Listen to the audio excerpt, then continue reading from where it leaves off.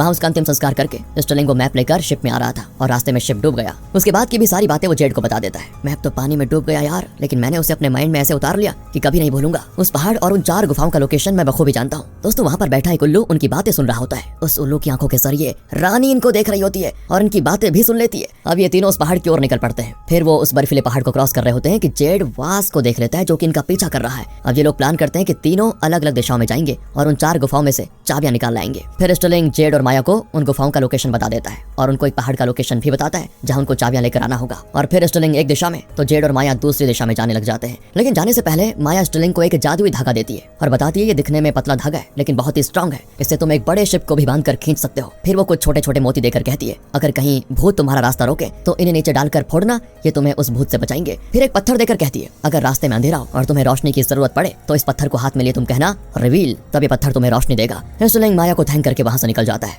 लेकिन इनको अलग होते हुए वास देख लेता है। रानी ने वास को एक मैजिकल बॉल दिया होता है जिसके जरिए वो रानी से लाइव बातें कर सकता है। वो रानी को बताता है कि ये 2 अलग दिशाओं में जा रहे हैं। रानी कहती है मुझे स्टर्लिंग जिंदा चाहिए और उस पहाड़ और उन 4 गुफाओं की लोकेशन चाहिए। जेड और माया को तुम मार डालो, इसके लिए तुम पूरी सेना बुला लो, मुझे कोई एतराज नहीं है। दूसरी ओर वास को दिखाते हैं जिसके 3 क्लोज फ्रेंड्स हैं। पहला है ये आदमी जिसका नाम है ट्रैपर। ये अगर एक ट्रैप सेट करे तो दुश्मन उसमें जरूर फंस जाता है। हर ट्रैप का एक अलग टाइप का बैल भी होता है। अगर बैल बचता है तो उसे पता चल जाता है कि कोई शिकार उसमें फंस चुका है। फिर वो तुरंत ट्रैप के पास जाकर शिकार को मार डालता है। अगले का नाम है पाइट पाइपर। इसके पास रंग बिरंगे जहर के शीशे हैं। किसी को जान से मारना है या किसी के हाथ पैर पैरालाइज होने हैं या 1 महीने के लिए उसको नींद में रखना है या उसके सर में दर्द कराना है, इस तरह हर काम के लिए अलग अलग जहर है इसके पास। अपने क्लाइंट की जरूरत के हिसाब से वो छोटी छोटी बारिशों को जहर में डुबोकर बांस की लकड़ी में डालकर उसे अपने टारगेट पर फूंकता है और टारगेट पर उसका असर होने लगता है। तीसरा है ये जिसका नाम है ब्लेड मास्टर। चाकू, क्रॉसबो, तलवार, यही है इसके हथियार।